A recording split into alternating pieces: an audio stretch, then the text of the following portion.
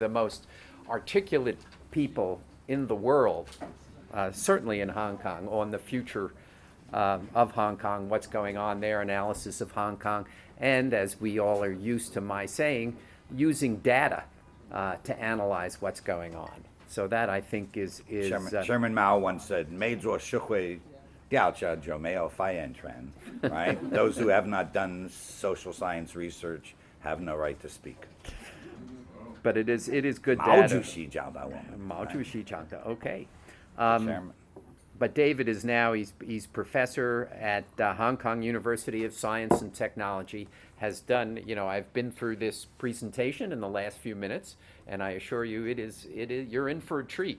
It's very interesting kind of analysis of what's going on in Hong Kong, kind of the social science data that's affecting kind of what we see every day in the politics of Hong Kong. But join me in welcoming David and Joy, his wife, who's also joining. And you're here for a college graduation, though, right? My daughter's graduating from NYU tomorrow, our daughter, in graduate school. And is she here? No, she couldn't make it. Oh, she yeah. has an event. We tried to get her to come. 没有来听爸爸讲话。对，不服众爸爸，对爸爸没有。But welcome, please. Thanks. So let me do this standing up, and we'll focus. If I've got the PPT, you're going to look at it partly. So I'm the show, but the problem becomes you also want to see what's here. So basically, the way to look at this is one country, two systems. So we've got the dilemma, which is by itself is not an easy thing to solve, and then two or even three contending forces. Right, so we've got an aspiring democratic society, which we know about 60% of the population of Hong Kong vote regularly democratic. And I put here suppressed for over 30 years because we know that in 1987 the British did a survey and found out that people in Hong Kong wanted to have more democracy, and the Brits buried the survey. Right, they never went public with it. So we should talk 30 years. This came to my head over the last day. What I'm now thinking of is maybe write a paper called Withholding Acquiescence. So that the Hong Kong people will not acquiesce to the pressures from Beijing. And in many ways, those pressures are to resolve Beijing's anxiety about national security. That Beijing sees Hong Kong as a threat to its national security, and Hong Kong people do not want to understand that, which is the democratic problem. But the other side is a rising Communist Party-led country, China. We saw it this weekend, right? Highly impatient, which I'll talk a little bit about. And as I said, and I do think overly concerned about threats to its sovereignty and security. And in between, I use the word rapacious. The rapacious business elite that really ignores the social problems. And I think a lot of the stuff that goes on here in Hong Kong is really based on social problems and economic problems. So go back for 1 second. Sure. So you're arguing that the hunger for democracy was when the Brits were there too. Yes. That this is not something that's post-97. No. As we said before, Martin Lee was there before. Right. Frank Ching, Meeting Point, 1972. Daya Bay, right? The first put in the power plant. I mean, these go back to the 70s, right? But and so it's certainly not new. Okay, so contradictory expectations. One, Hong Kongers hoped that China would become more democratic. That was the comfort about 50 years. But for them, the pace of democratization has been too slow, though I will argue that there has been serious democratization even under Beijing's rule. On the other side, Beijing thought Hong Kongers would just become more patriotic. 爱国, that they would love the mainland, be glad, and the mainland gives them all kinds of stuff. If you look at the white paper they put out in 2014, it just lists all the things that the government has done for Hong Kongers, and Beijing believes that should make the people of Hong Kong more supportive. Beijing hoped that I think this is very important, the basic law, right? Because one of the big confrontatory issues was over the nomination committee. I'll go into it in more detail. How do you select the next chief executive? We just had this election, and the basic law says there should be a nominating committee. That's Beijing's comfort zone, right? That they know that if they can control the nominating committee, They can control the nomination. They can make sure that whoever becomes the leader of Hong Kong is not a threat to their national security, as they define their national security, which may not be what we really is, or we could look at it and say they're overly anxious, right? But nevertheless, that's their perception of their security. And the Democrats refused, the Democratic movement refused to accept the nomination committee and demanded an open, what they called civic nomination. And I think that was a part of the reason that you had this confrontation in 2014. Second issue, identity politics. Hong Kongers maintain a separate identity. They have not become more Chinese, just like Taiwan. So again, there's a lot of similarities between what's going on in Taiwan and what's going on in Hong Kong. They relate more to the outside world. I'll show that. Beijing accepted them to become more Chinese, but it hasn't happened. They've made a hostile environment for mainlanders. The basic view in the mainland is Hong Kong doesn't welcome us anymore. All kinds of reasons, some of which I think are quite legitimate.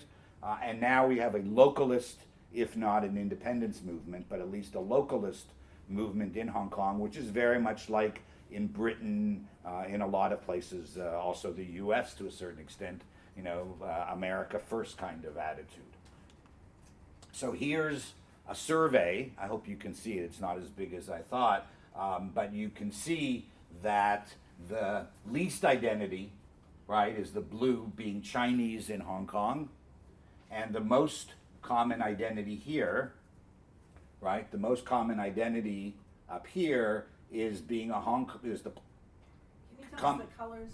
Because that doesn't seem to work. Just tell us what colors Brown. are what. What's the brown? What is it? The brown. The brown here is, they see themselves as a Hong Konger and a Hong Konger in China. So that's the most Hong Kong, I'm a Hong Kong. I'm Hong Kong Yen, or, I'm a Hong Konger in China. So that's the majority. You may need to buy me a new suit.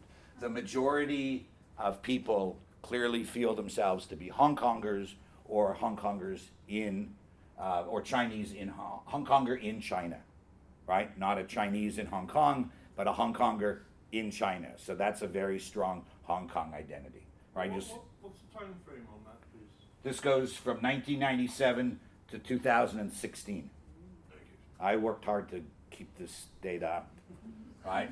I just downloaded this 2 days ago. Robert Chung at Hong Kong U is the main pollster now that you have to rely on. A guy named Michael de Gaulier, who used to do this, an American at Baptist, has retired. And so he can't keep up past 2014. So his data, so now I have to go to if I want to keep up. So here's the same kind of thing. And look at this. Hong Kong Yen, right? I'm a Hong Kong person by age. So here again, you got to look at the demographics and the age, the generational differences, right? So here you have 60 to 88, Chinese Hong Konger, Chinese, right? So, but this is the group. This is ma fan, right? Hodai ma fan, right? This is, 很大的麻烦, big problem, right? So, preference for identity, these are de Gaulier's surveys. So this would be 2014. What do young people feel most? They're Hong Kongers. Hong Kong is a pluralistic and international society. The Hong Kong that you think of, right? That's the majority, and it decreases as you get older, and China's historical and cultural identity. Young people don't think about that, and China's identity as ruled by the CCP isn't even on here for this group, right? So you can see the trends, right?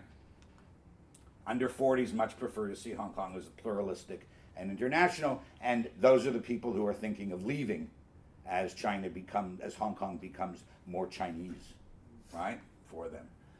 Third contradiction that I'll show you here. So I just sort of think about one country, two systems, and the way to differentiate is very clearly on the left. One country, here, two systems. Thank you for telling me this isn't working. The circle, it works when you turn the circle. Yeah, that's okay. So here we are back about 2013, 2014. We've had several attempts to push Hong Kong more this way. The national security law of 2003, the people pushed back against it. National education, 2011, 2012, people pushed back. So pretty much, I would say Hong Kong was sitting over here, much closer to the two systems. Not much change from 1997. And when Beijing tried, people pushed back. Then the white paper, which I'll go into a little bit of detail, comes along, and that starts to move Hong Kong this way. Then you have the umbrella movement and the post-umbrella movement. It moves back this way, and then it relaxed a bit. And then we have the oath saga, the people who were elected, the localists who were elected, who refused to take the oath properly, and so that allowed the NPC, the Standing Committee of the National People's Congress, on its own, for the first time on its own, to intervene in a legal affair in Hong Kong. It was not asked, it jumped in, and that's the first time that happened. So in that sense, there is some risk to the rule of law. Okay, so I need to go through here. Well, just basically the majority of Hong Kongers resist any manifestation of one country from the outside. Jan, is there a problem? No, I Just want to talk to my wife? Yeah, just want to talk about this. I have to tell my So, students, so the last chart I didn't understand. That this, chart, yeah. you don't understand it. No, it's not over time. What don't you, Yeah, I'm sorry? It's not clear what that yeah, tells us. yeah, we don't know what that. So, where's Hong Kong situated? So you guys, all right, you don't have a master's, a PhD in political science, right? So the world is often continuum, right? So where is Hong Kong on this? China wants one country, Hong Kongers want two systems. 一国两制, right? So where does Hong Kong sit? Right? That's a big debate. Where is Hong So Kong? is this a time continuum? There's no time. This is just, I mean, it is over time. I could do it over time, This is year now by sort of year, where it is now. but this is where it was before. So here's a time lag. So 2001, let's say 2014, before the summer of 2014, it was over here. Then along comes the white paper, which pushes Hong Kong closer to one country, away from two systems, right? Then you get the umbrella movement, which is a reaction, right? And you would think then that's a reaction for the two systems. The response to the umbrella movement was to talk about introducing national security, introducing national education, right? Tong Chi-hua made a big speech about it's time now to have introduce the national security law, right? And so that was an effort to pull Hong Kong closer to one country, right? And then it sort of sat there, and then you'll see in truth that there was an election.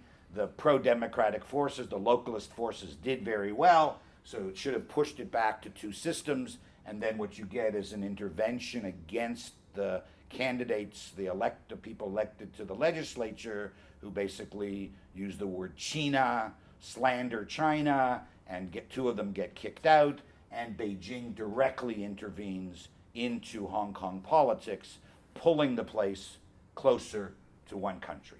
So, I mean, when Hong Kong's no longer Hong Kong, it's going to be over here, right? This is the Hong Kong that Steve lived in, that we know of, right? Where it's it was much closer to the two systems. Is that better? Yeah? Put dates on it. Okay, thanks. My wife wants me to put dates on it. What do the horizontal lines mean? The 1, 2, 3, 4. Yeah, Oh, the just- horizontal lines, what do they mean? It's movement. It's movement along this continuum, right? So here's pressure. It could go this way. It could go this way. So the red doesn't. The horizontal, you mean these lines? No, the horizontal, the green and the dotted. Just that it can move both ways, What's the red line? right? What's the red line? Can I get you enrolled in a course? You know, what's the red line and the green line? This I crowd don't does not worry like about it. this photo. I'm sorry? This crowd does not like this figure. Yeah, so let's Why don't we move on. move on? Let's move on. Let's move on. Okay, so here's the white paper, right? So in 2014, the summer of 2014, Beijing, after several years of preparation, puts out a white paper. And it really does attack the idea of two systems. It's very one country-ish. Is that okay? Can I? All right, so forgetting that. It's very one country-ish. It says that it struck at the dominant perception that that Beijing was legally bound by the Basic Law and the Joint Declaration on Hong Kong to maintain the high degree of autonomy in two systems for 50 years. It argued that Hong Kong's high degree of autonomy was granted at the bequest of Beijing's parliament, not that it was an international treaty registered at the UN, which it is, right? The judicial system could be limited if Beijing decided to do it. It called Hong Kong judges public employees whose first loyalty was to the state, right? Hundreds of lawyers protested, judges protested. This was a really stupid thing, the white paper. And I know that people in the Malierswa, the Marxism-Leninism Institute at People's University, were involved in writing it. That's a really good group, right? They know a lot about Hong Kong, right? Now, different views on national security, right? This is just a list of what the mainland worries about, right? So we know that, they tried to pass the national security law in 2003. Badly done, a bad effort, poorly organized by Tong and by Regina Ip, badly organized, and it put people in the streets. 500,000, 600,000 people in protest against it, and the head of the liaison office in Hong Kong said that all marchers received $100 from the American consulate. The U.S. Consul General said, I only wish I had that much money. How long after that did CH then step down? The year after. It was a year after. Fall. So there was another protest in 2004, and then in the fall of 2004 he steps down, right? The pivot scares Beijing. Pivot means, now the pivot's not happening anymore, but then it was clearly that Obama was moving back to Asia with a focus on Asia, and therefore Hong Kong would be seen as a place to undermine China. As I said here, one of 4 peripheral territories, now 5 with the South China Sea, and in fact, once China starts to use the terms sovereignty, national security, as democracy in Hong Kong is a question of that, then the debate's over. So here's some quotes. Zhounan. So I give the same talk, by the way, in mainland. I go into the mainland whenever I can. I've given it at Fudan. I've given it to the Law Society in Beijing. I do it in Chinese, right? Kui, mei wenti. But I don't have the names. So it would say Mo Mo Ling Dao, right? Some leader, right, says, but I switched it, right? So Zhounan, former director of Xinhua, said that local and overseas forces who are anti-China have joined together to seize power in Hong Kong. The central issue in Hong Kong is no longer true or fake democracy. It is a political contest between China and the Western powers who pose a direct threat to China's sovereign rule over Hong Kong and its national security. So you may think that this is baloney, but this is how they see it. And you've got to work within the context of how they see it. Beijing is reportedly categorized, this is from China Daily, discussions over constitutional reform as a battle over the governance of the territory, but it really is a campaign for the central government to defend its sovereignty. Zhang Dezhang called a meeting in early 2014 after the Benny Tai had announced there was going to be an Occupy Central movement, and he reportedly, according to Zhengning, so sorry, don't have that. So that's a Hong Kong magazine that slanders, quote unquote, slanders the mainland. In spring, he told all the government officials, he called a meeting and told them that they had to fight foreign interests who use Hong Kong to undermine Chinese authority. And, quote, international political forces and anti-CCP international organizations deeply involved at the political, organizational, societal, and community levels in transforming Hong Kong into an anti-CCP and anti-China region and making Hong Kong the battlefield of international political power. And I know that every mainland organization, every intelligence organization from the mainland and in Hong Kong had to find proof that the West was up to it, right? And I know that the U.S. military attaché's home was ransacked at that time because they wanted to find proof that he was up to something. But, He has diplomatic privileges and immunity. yes, And they went in and they ransacked his Yes. home? Said it was thieves, I assume. he never reported it. He knew. I mean, I He talked to never him. reported? I don't think he reported it. Well, he didn't tell me he didn't report it. Anyway, because he thought he knew who did it. Right? Now, You'd think the Hong Kong police might be interested in that, and in maybe he just didn't tell me that he reported it. Anyway, we have a former Hong Kong policeman here, so he'll comment afterwards. okay, good. Now, on the other side, I think that again, I'm a middle of the roader on all this stuff, just to stake my turf, right? So I think that the pan-democratic forces just don't understand that they are perceived as a threat to national security and national sovereignty. I interviewed Audrey Yu for a project I was working on, and she could not understand how anything she could do could be perceived intelligently as a threat to national security. So when I said to her something like, okay, let's say Wu Kai-si wants to come to Hong Kong, right? And the Hong Kong government said, the Hong Kong police say no, and it comes up to you, what are you going to say? I said, you're going to say yes. He should be able to come in. That would be seen as, by the mainland, as a threat to national security. If there's an issue of, mainland versus outside, you'll go outside. Mainland would want to see you take mainland's position, right? And even we just had this last week, right? Travels by Anson, Martin Lee, and I put in now Nathan Law, one of the localists. They go to the U.S., they go to Canada, they talk to the I Hate China committee in Congress, and they encourage foreign pressure, right? Which just reinforces the belief that these people are a threat to Chinese national security, right? Political reform, the package. Steve and I were talking about this before, that the reason you had the students in the street was that the mainland government came out with a threshold for getting through the nomination committee. Everybody know the idea, the nomination committee, right? There was a teaming way, right? And there was a menka, there was a threshold that you had to get. And what was going to be the threshold? I was asked my opinion, I said 15%, right? They said 50%, which meant that no Democrat could get through, very clearly, right? So once that happened, the students took to the street. And one of the reasons Beijing does that, because 60% of the adults, 2.5 million people in Hong Kong, support democracy. And if they could put forth their own candidate and then vote themselves, you would at least get Chen Shui-bian.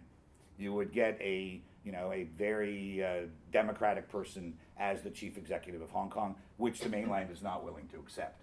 And the Hong Kongers see the 831 system, and this links together the economics and the politics, right? The economics, the chief executives make decisions that largely support the business leaders of Hong Kong. They support the tycoons. What's the 831 system? That's August 31st. That's fine. Cool. August 30th, much better than Jan.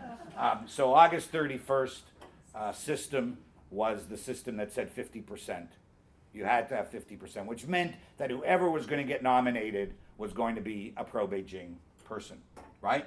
So, and I just love this. So the mainland leaders, where it says CG is central government, because I live in China, right? Beijing, Hong Kong is part of China, so I often refer to Beijing. Either for you guys, I put some BJs, but I often, whenever I talk about this, it's Zhongyang Zhengfu, right? It's the central government. They said Hong Kong is a capitalist society, it should be run by capitalists, right? And so here the method for electing is very important for the social and economic problems, right? And so after this announcement, Hong Kongers started to blame the central government for the problems. Before that, they would blame them more locally. But now they start to think that the central government is really a problem. I will still stick with the economic issues. So here's some of the economic issues. No increase in incomes since 1997, right? 125 to 150 mainlanders come in every day under an agreement. In 20 years, that's 1 million people. Some of them are talented. Some are family reunification. I think they're getting more and more talented, but many of them are also working class, and they live in the poor areas. When you say come in, you mean come in. Legally allowed to migrate. It's an agreement every day, 125 to 100. The limit is 150. So you've got 1 million. Why does Hong Kong's population keep growing? It ain't because Hong Kongers are having kids. Trust me, right? One of the lowest population growth rates in the world. It's mainlanders coming in from the mainland, right? So that's 1 million people. Most young people will never own a home, right? I won't say it. I'll say it when the camera's off. No retirement system, right? No retirement system, but billions spent on linking Hong Kong to the mainland. High-speed rail, bridges, all this stuff. But these kids take a look around and they know their dad's never going to have, their parents will never have a good retirement system, right? They can't get a flat, their salaries haven't gone up, and here's the Hong Kong government spending billions to link. Now, there's nothing wrong with linking, because without that link, there's no future for Hong Kong. So I'm not saying that there's any, it's not, I'm just laying it out there, right? Rapidly growing inequality, one of the highest inequitable societies in the world.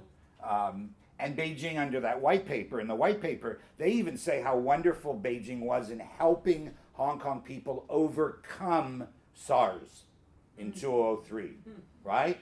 Why did we have SARS? Why did my wife say, let's get the hell out of here, right? Why did we have SARS? We had SARS because it came out of Guangdong, right? And Zhang Dezheng knew about it and didn't do anything about it. You could have got me a cookie. It's okay. Large numbers of mainland tourists did not improve the livelihood of the average Hong Konger. So which problems? So this is 2014, right? This is 2014. What's the main problems? Right there, January. Here's the blue, affordable housing property market, right? And the red, still, competence of chief executive, competence of civil servants, fair judiciary, autonomy, freedom of press. So politics was there. Thank you very much, Mark. You're very welcome. So here politics was big, but economics was also a problem, right? Grads, incomes, yearly inflation rate and fresh incomes, fresh salaries, right? So here's from 2008 to 2018, right? Minimal, 2014, minimal increase. Here's inflation. If you graduate from Hong Kong U, you're okay. Poly U, you're okay. But don't go to Baptist University, right? So here's basically over 20 years, almost for lots of people, no major salary increases, right? Information flows. Does the central government know? I don't know. I don't know what they know. People often don't tell the emperor what they think the emperor doesn't want to hear, right? So I gave a talk to the Law Society, and I brought with this PPT, and I gave them the PPT, and I said, and the printout, and I said, please give it to the government. Make sure that they know. But they've got lots of people collecting lots of information. But some people say, I didn't know that Michael de Gaulier had done this data set that I could go online at HKBU, Baptist University, and see all this stuff. So you've read that by the time I got there. Oh, but this is important. Totally misjudged. Now that's a real problem. The liaison office totally misjudges and often does not understand Hong Kong, even though lots of people who work there, have lived in Guangdong, right? They predicted 30 to 50,000 people in 2003. They were off by only a factor of 10, right? Just jiggling at a 0, right? That's all you have to do. Support for Occupy Central, age, again, right? You can see young people strongly support and supported Occupy Central. Older people did not support it. So a huge gap. Again, going back to that terrible slide that I had, I apologize. I will spend a lot of time working on that one. That the effort to move it closer to one country, just so some of the things, they talked about pro-mainland forces, the need for enlightenment of the students. In the mainland, they call that Sisiang Gai Zao, right? Thought reform. In Hong Kong, when they tried to do the education, national education, people called it Sinao, right? Brainwashing, right? That's the Hong Kong perception of national education, right? So that's reinforcing that kind of thing. But it quieted down after, there was really no major punishment after Occupy Central for the people of Hong Kong. Beijing was very calm in its response to that. It only got upset when the independence movement started to become more widespread. So here's the press freedom table, right? I've just put this together. So the question is press freedom declining?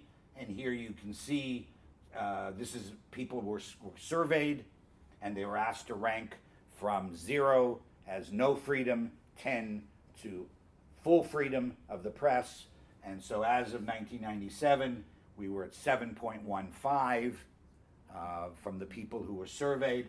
So it's gone down about 0.8, right? Not a crisis. So again, is the freedom of press, you asked me, is it a free society? Well, this is under Britain, right? This is the freedom of press ranking under the Brits. So yes, it's declined. But is it gone? Not at all, right? And there's even after 2013, even after Occupy Central, right? These are the journalists' views, these are the citizens' views. Even more upbeat. And that's asking just citizens of Hong Kong. Right. That's just a poll. That's right. That's not asking the global pen, the associations to make a comment. This is what people perceive, right? Now, why do I think they missed a golden opportunity? Okay, so here's, again, I'm sorry, this is a class in political science, right? So imagine that there's 2 camps in Hong Kong, right? So about 50, this is the people's attitudes, the percentage of people. So here is pro-democracy, and here is pro-government, pro-Beijing over here. So there's the 2 camps. So I would say about 55%, actually in the last election it was 58%, voted and vote and have consistently voted pro-democracy in the legislative elections, right? And about 35% are pro-government or pro-Beijing, and I put in here 10% who aren't quite sure where they want to be, right? Now, the way the election was set up with the 831, the 50% threshold, meant that when the election, this was the program that Beijing put forward in August of 2014, if it had gone forward, we would have had an election where probably what would have happened is you would have had 2 candidates from the pro-Beijing camp, right? They would have been the 2 people, probably Regina Yip, maybe Carrie. I'm not sure. Some people think that John Zung wouldn't have gotten through a nomination committee of 50%. He was the other candidate. Anyway, but you've got, so these 2 people run against each other, but if they want to win, it's not this group that they have to win over. It's this group that they have to win over. And how do you win over this group? You moderate. You move to the middle, right? People are rational. Candidates are rational. They want to win. And the only way to win, so the decision, the outcome of that election of 2, I call this Iranian democracy, right? The mullahs decide which clerics can run, and then everybody gets the right to vote. So what we would have had was Iranian democracy in Hong Kong.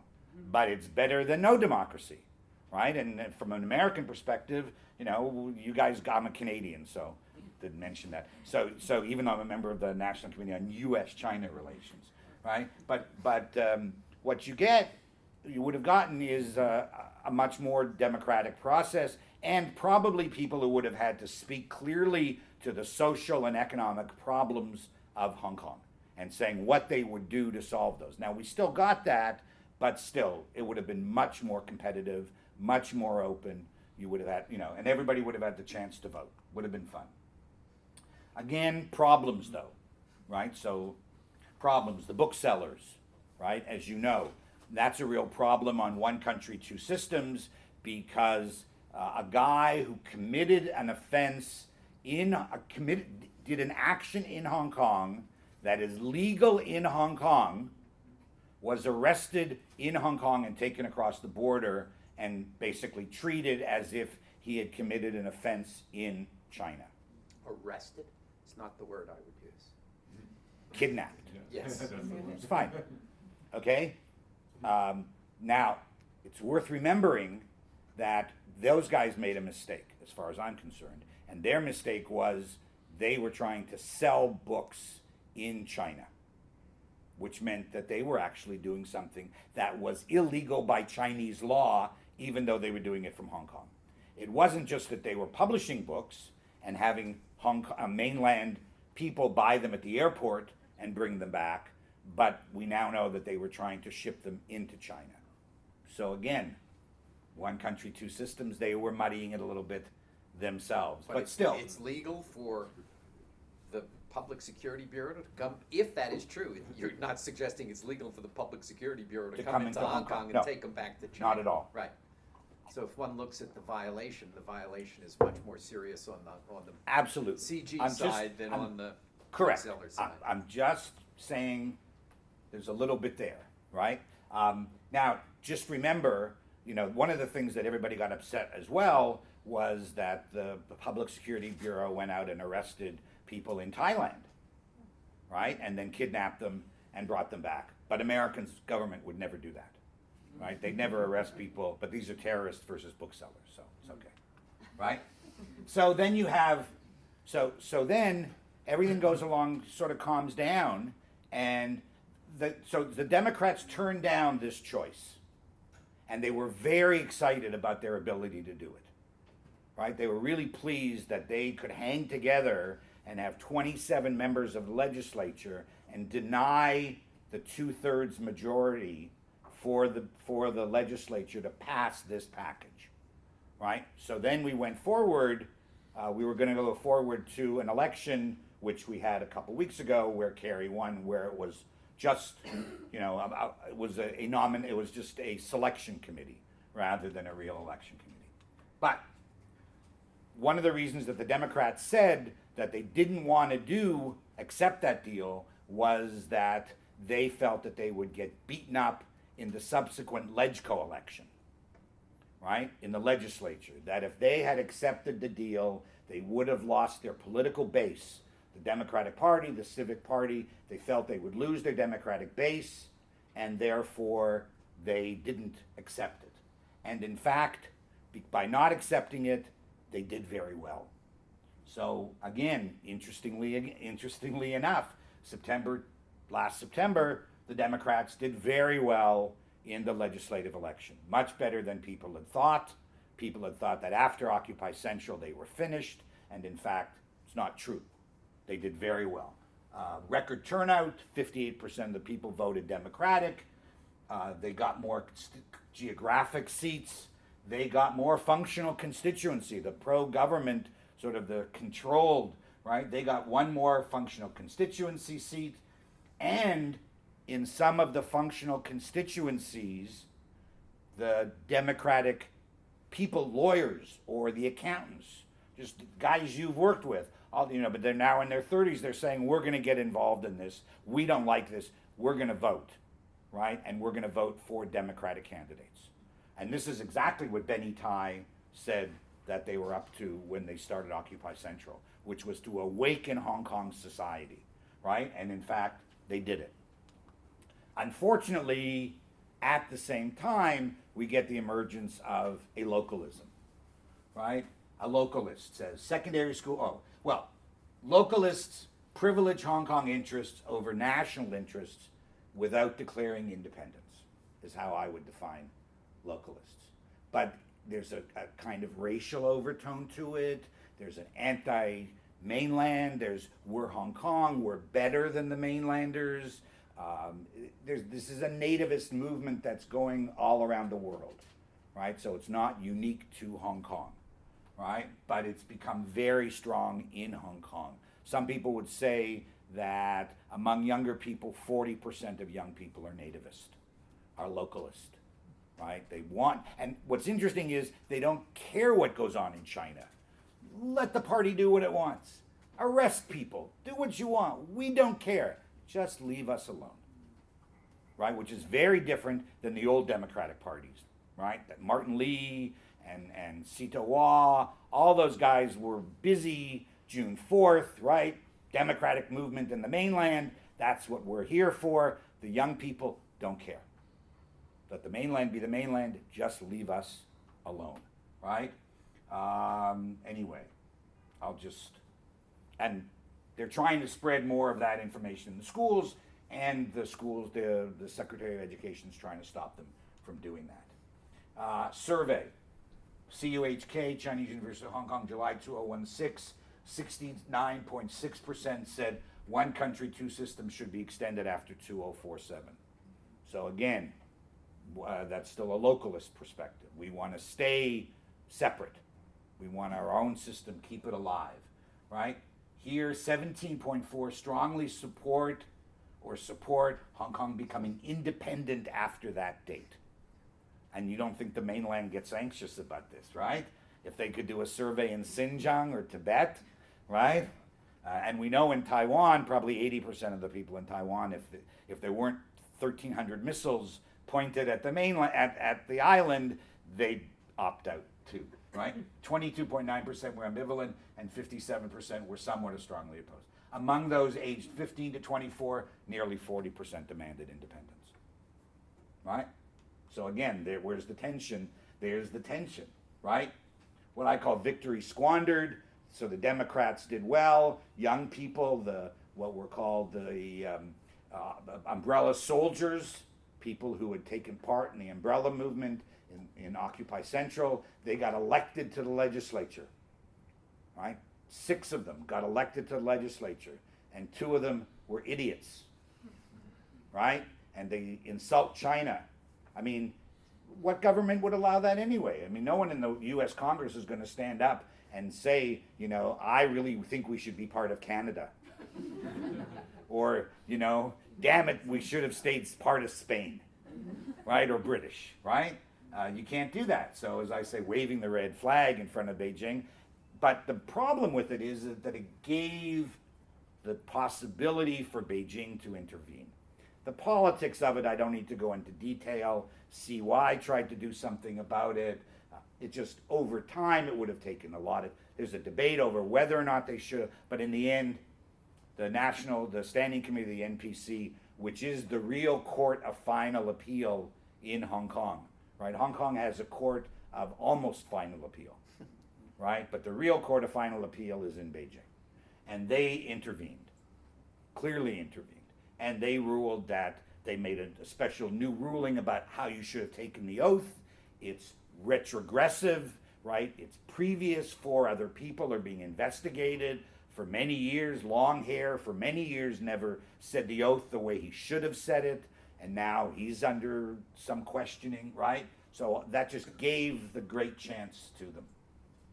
So, yeah, so, but one thing, Steve had asked me this before, I think one of the things that we're seeing, one of the new trends, is what I would call counter-mobilization.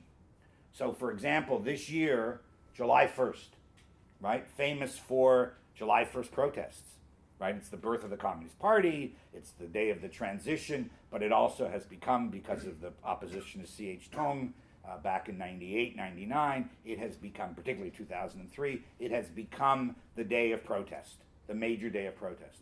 So what has now happened?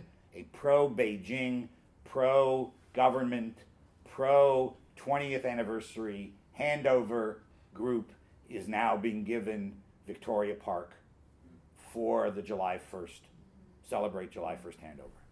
So it's a kind of counter-mobilization which we're seeing, which we haven't seen before, right? So we now have, and I think this is one of the trends that we'll see that the United Front strategy in Hong Kong will become more widely used, right? That people will be mobilized to take to the streets against, I mean, it already started in Occupy Central, and in Mong Kok it got nasty, right? It didn't get nasty in Admiralty, but now, these people will be, and the sign says punish severely punish independence LegCo members. And here's the picture of the people. Hong Kong's future, 60-40, 70-30 for negative. I'd go 60-40, I'd say. Why?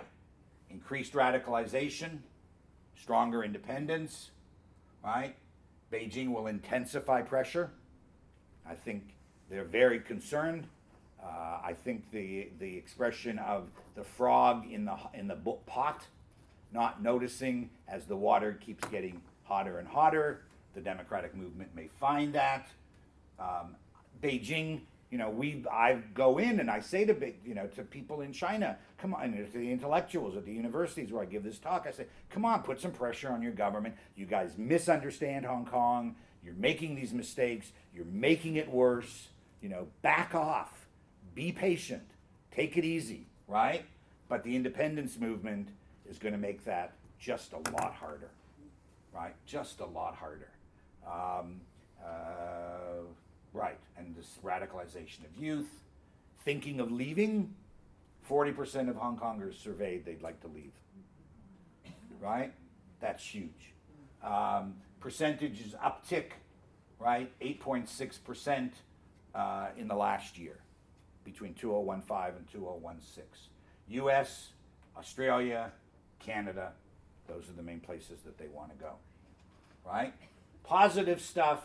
But what was the immigration annually in the 1994 was the peak and year. what was it? Yes.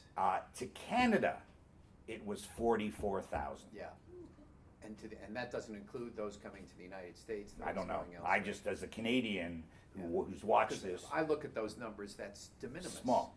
I remember Because when, they can't get out. when I was running a company, we used to have 5-10% of our people emigrating annually. Right, after 89.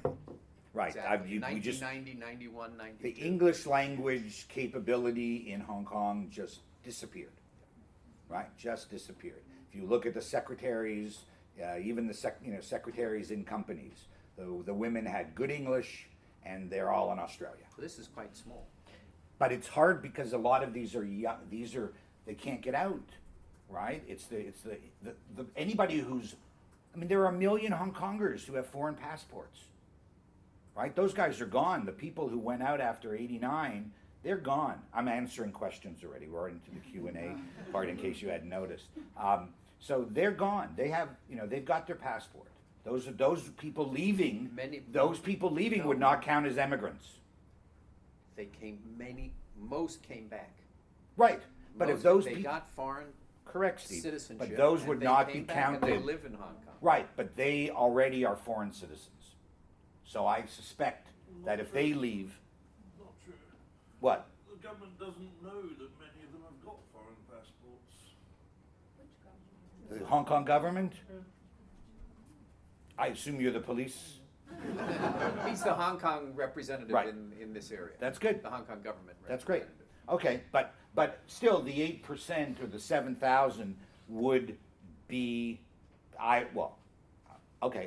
assumption is that those are not including the people who are already holding foreign passports, right? And there's 1 million people who hold a foreign passport.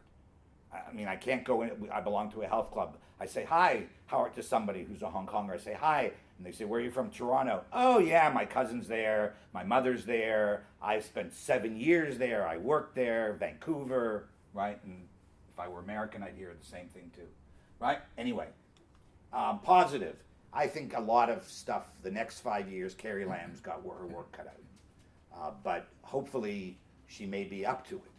She's got some degree of independence in the election. She showed some degree of independence, some backbone in comments with CY. I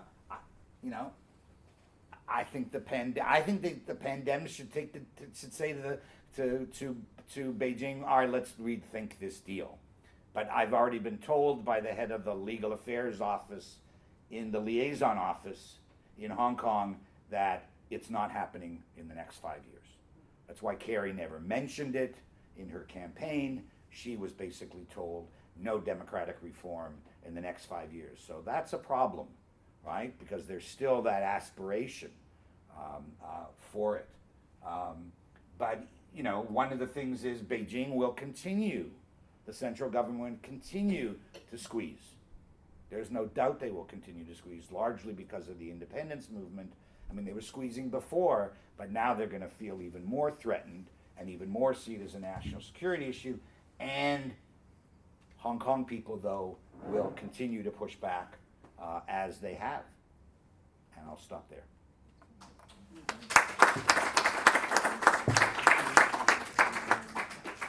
Why do you call it an independence movement versus a democracy movement? No, because We- these are we have people. had- in other words, we have had people sit in this office who were part of the democracy movement of Hong Kong and say, we are not pro-independence, we are pro-democracy. Right. And to the extent we're characterized as pro-independence, it's damaging, because Right. we know that the CG won't accept that. That's what Martin Lee would say if he were sitting here. That's what he Right. said when he was sitting here.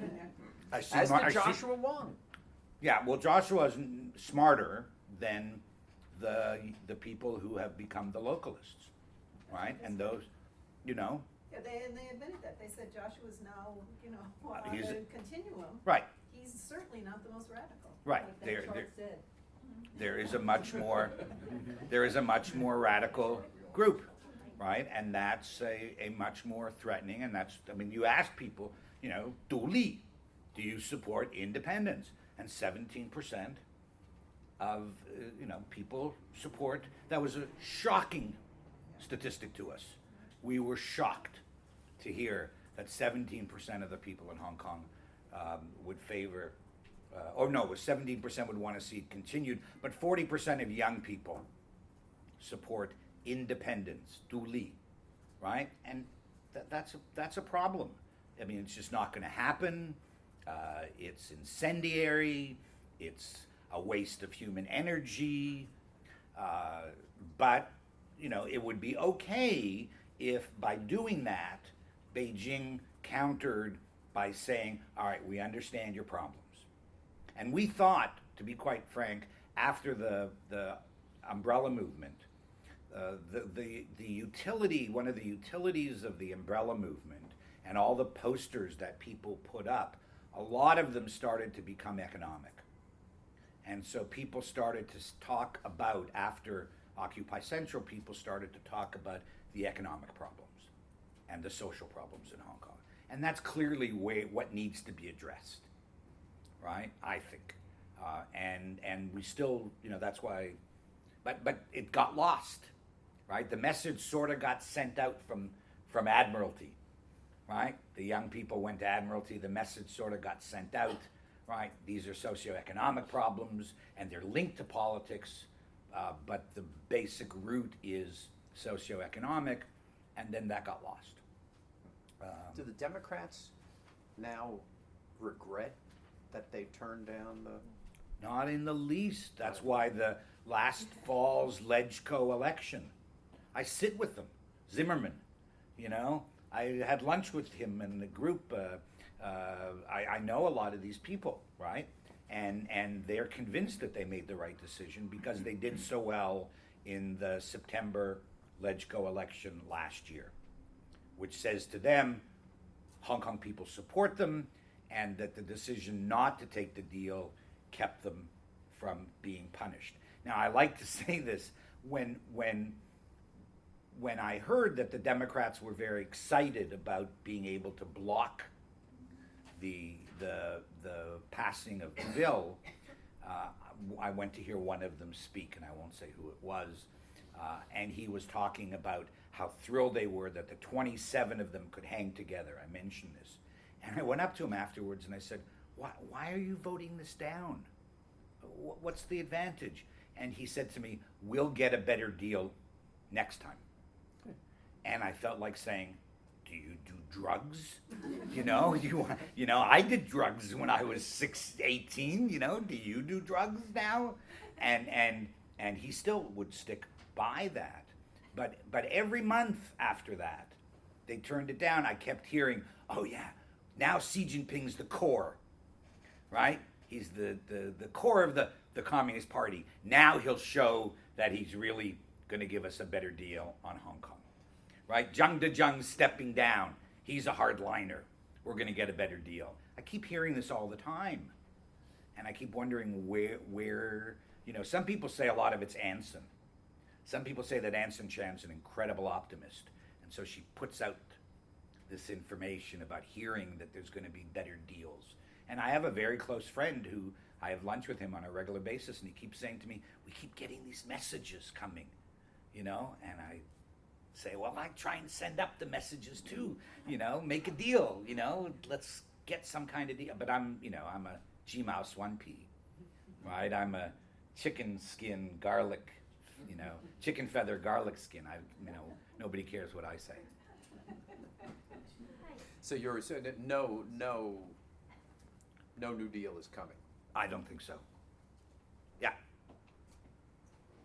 David, before I raise my question, I want to share my experience with you. Just several days ago. But keep it short if you can, Introduce Okay. and introduce yourself. Yes, I'm Ling Feng from Chinese Permanent Mission. Yes. Here, okay. Okay. Several days ago, I paid a visit to Gettysburg, the famous battlefield to the American Civil War. And there, I asked a question to our guide, General Robert Lee. He didn't support the slavery, but he became the commander of the Confederates. I asked the guide why. He told me that at that time, most Southerners, they thought themselves as someone of the state, not the Union. Then after 4 years Civil War, and after many decades of development, I think now most of Americans, they never thought that I'm someone of New Yorkers, I'm someone, but think that I am a citizen of America. So I asked him, what if the Civil War was failed, and what if the Southerners became independent? He gave me the answer. So that's just my experience there, and it gave me. So translate that for everybody into the current Hong Kong mainland situation for us. I think one China. I think it's the basic line. Yes, maybe. So now I want to raise my question. Sure. Well, male Foding. Yes. Right. I think most of people in Hong Kong, they care about the economic development. Right? See, but you're making a statement that may not be based on a public survey, right? I mean, that's why most people. Yeah. Well, I don't disagree with you that people in general in Hong Kong care about economic development. Go ahead. I think that's a fair So they statement. have different opinions. No, that's a fair statement. Yes. I think if you did a Yes. survey, you'd be correct. Yes. But what's the problem? I mean, economically problems for Hong Kongers. I noticed some surveys, not only to Hong Kong, but to many different areas, both in China and in other countries. Sure. In the past 20 years, maybe there's a trend of globalization, and Right. and I think the economic situation of the world. Of the young people of the world, particularly. But now we know the 40 and 50-year-olds. Go ahead. I mean, the economic situation varied a lot. And Hong Kong, yes, Hong Kong is very rich at the time, I mean, in 1970s or maybe 1980s. But after that, with the globalization of the world, it changed a lot. And with China's open door policies, yes, I think Hong Kong. So what's the question? I think you just mentioned the economic situation, maybe some kind of income increases. Inequality. Yes, income increasing in Hong Kong is not so high as in mainland China. But I Okay, maybe the I think increase. it's not a problem of one country two system, but maybe some factors we should examine about globalization, about what we will help Hong Kongers to find their find the status in the globalization. Okay, so my answer to that is I don't disagree with you at all that what's happening in Hong Kong could be seen to have happened in Tunisia, right? The Arab Spring to a certain extent, right? Young people finding that their salaries aren't going up, and you can say it's responsible, it's part of the problem is globalization. So that doesn't mean, I'm not saying that necessarily the problems in Hong Kong are the responsibility of the central government. I didn't say that. Where they do see the link, though, is that the people who have governed, and particularly during the years of Donald Zhang, right? Zhang Yingquan, right? In those years, inequality grew dramatically. China boomed. Hong Kong is not poorer than certainly not poorer than it was 10 years ago. It's still, richer. There's lots of money in the treasury, right? It's a wealthy place still. But when young people look at the leadership of Hong Kong, which is the leadership that is strongly supported by the central government, they say that government, those leaders, don't care about us. Right? They don't care about our problems. They don't care. They're not putting out more public housing, right? Which we could then move into, right? And why? Because the government of Hong Kong is captured by the business elite of Hong Kong. It's dominated by the business elite. And the democratic process that the central government has supported, and the ruling group that it supports in Hong Kong is a group that has not taken steps to resolve those economic problems. So when the young people look at the situation in Hong Kong, they will say, we've got an economic problem, we could solve a lot of those problems, and Beijing has done a lot. The CEPA, right? The economic opportunities that Hong Kong people got, the use, there's a lot of things that the central government has done, right? But one thing it hasn't done is it hasn't allowed the people of Hong Kong to influence the election of the people who rule Hong Kong in a way that would make them improve the economy of Hong Kong.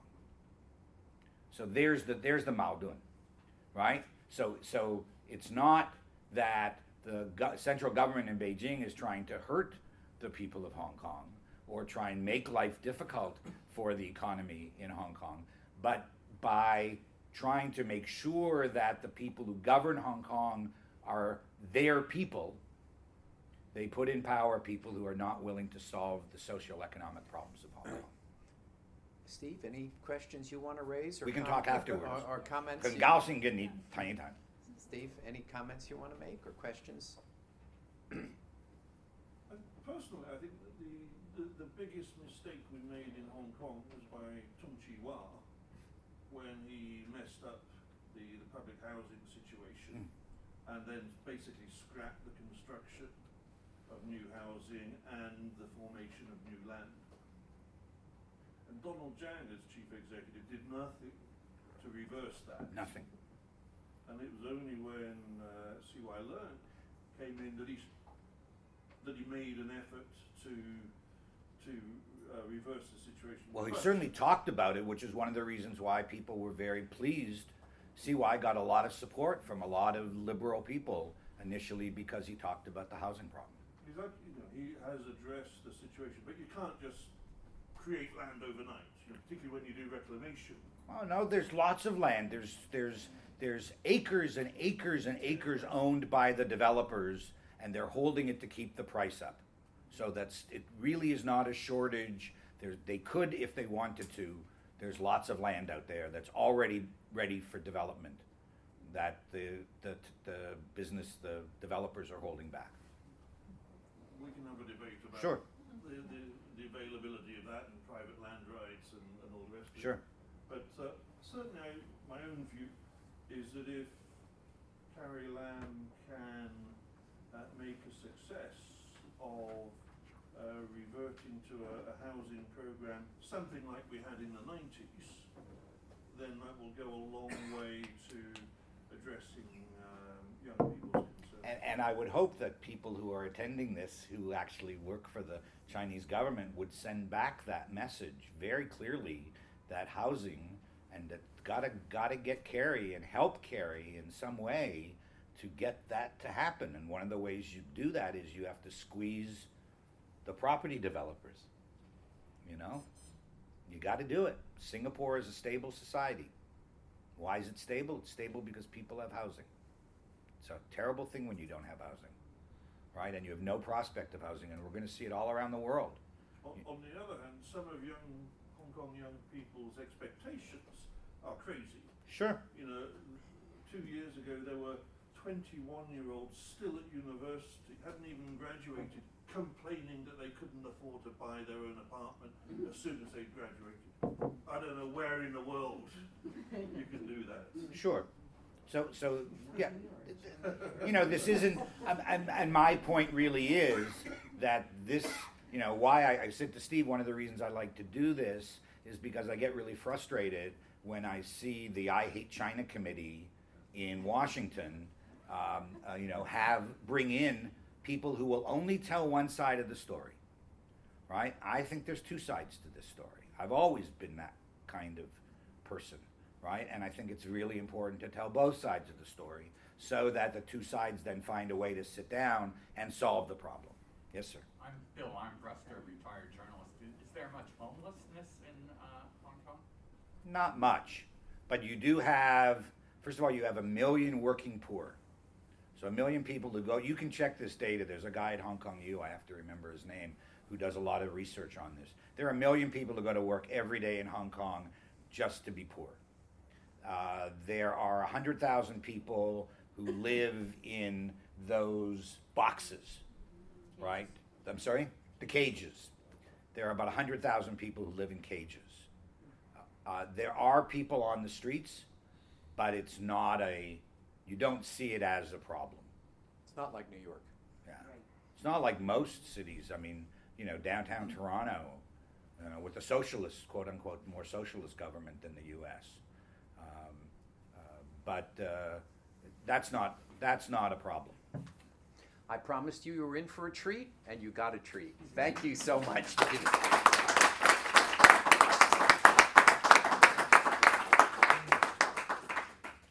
I'll tell you if people want to ask.